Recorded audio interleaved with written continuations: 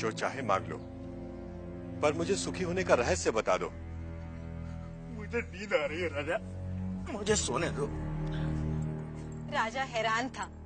दूसरी बार राजा फिर बड़े दल बल के साथ आया। भूरा, भूरा, हाथी घोड़े दास दासियां जितनी चाहे मांग लो, पर मुझे सुखी होने का रहस्य तो बता दो। राजा, हाथी घोड़े दास दासियों के बिना भी मैं सुखी हूँ, फिर कभी आना। तुम्हें क्या चाहिए भूरा? मांग कर तो देखो। मुझे सुखी होने का रहस्य तो बता दो।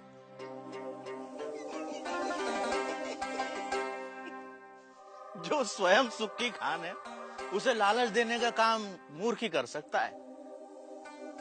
जा राजा जा, फिर कभी आना।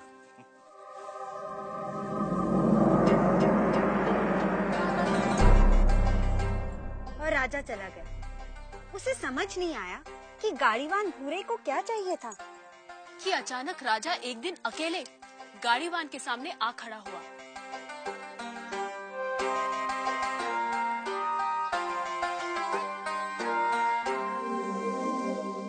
हुकुम।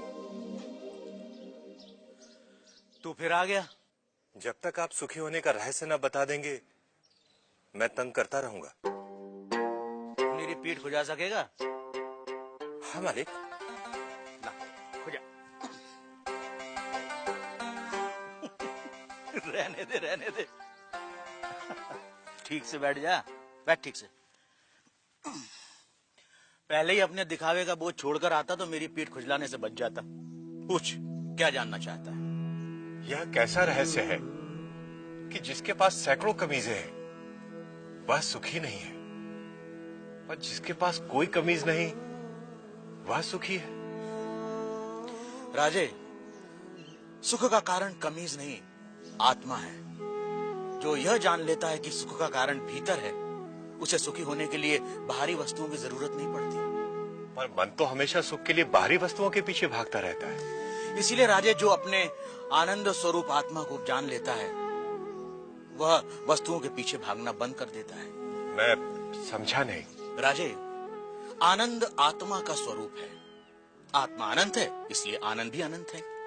आत्मा के स्वरूप के कारण व्यक्ति स्वयं से हर क्षण प्रेम करता है। क्या कभी सोचा है कि व्यक्ति बूढ़ा हो जाता है, बीमार हो जाता है, इंद्रियां साथ छोड़ रही होती हैं, मौत द्वार खटखटा रही होती है, फिर भी आदमी जीना चाहता है? क्यों? क्योंकि हर व्यक्ति स्वयं से हर क्षण हर समय प्रेम करता है। यदि दुख स्वयं का स्वरूप होता तो क्या मनुष्य कभी स्वयं से इतना प्रेम करता?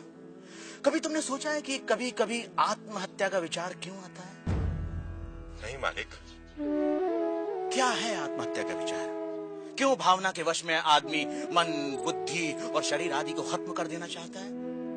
क्योंकि आत्महत्या का विचार भी आत्म प्रेम को ही व्यक्त करता है। जब व्यक्ति दुख और दुख देने वाली स्थितियों से छुटकारा नहीं देखता, तब वह अज्ञानता में आत्महत्या को ही दुखों से छुटकारा पाने का रास्ता समझता है। इतना है मनुष्य का स्वयं के प्रति प्रेम कि वह अपने अस्तित्व को भी समाप्त कर देना चाहता है। सुख भीतर है तो मनुष्य बाहर संसार के पीछे भागता क्यों है? क्योंकि वह स्वयं से प्रेम करता है। मनुष्य जिसकी भी अभिलाषा करता है, चाहे वह धन हो या वैभव, पत्नी, पति या पुत्र हो, वे सिर्फ उपकरण हैं जिनकी अभिलाषा मनुष्य स्वयं के सुख के लिए करता है।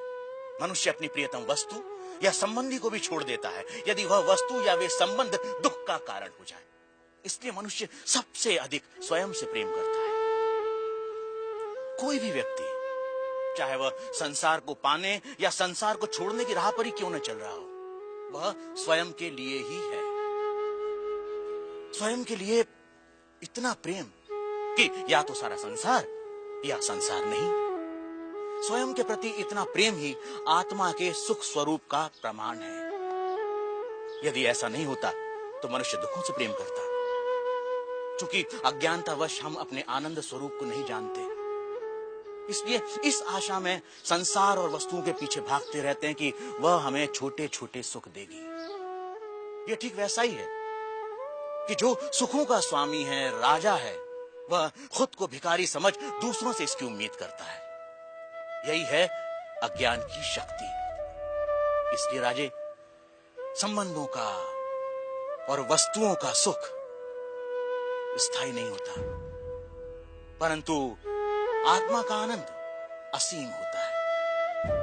वो कैसे स्थायी है?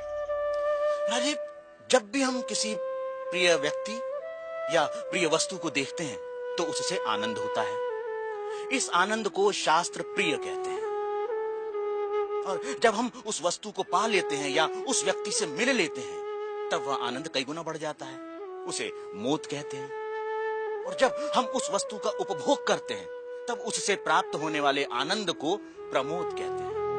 परंतु जैसे ही हम उस व्यक्ति या उस वस्तु से अलग हो जाते हैं वह आनंद भी समाप्त हो जाता है। इसलिए राजे, वस्तुओं का आनंद, व्यक्तियों का आनंद स्थायी नहीं होता, परंतु आत्मा का आनंद स्थायी और अनंत होता है। बुरा व राजा में आनंद पर लंबी चर्चा हुई, जिसे वेदांत में आनंद मीमांसा कहते हैं। सात्विक आनंद, राजसिक आनंद, तामसिक आनंद से लेकर अलग अलग प्राणियों और अवस्थाओं में आनंद की अनुभूति और उसके कारणों की बुरा ने मीमांसा की। पर अंत में राजा ने वह प्रश्न किया जो इस समय हम सबके मन में है।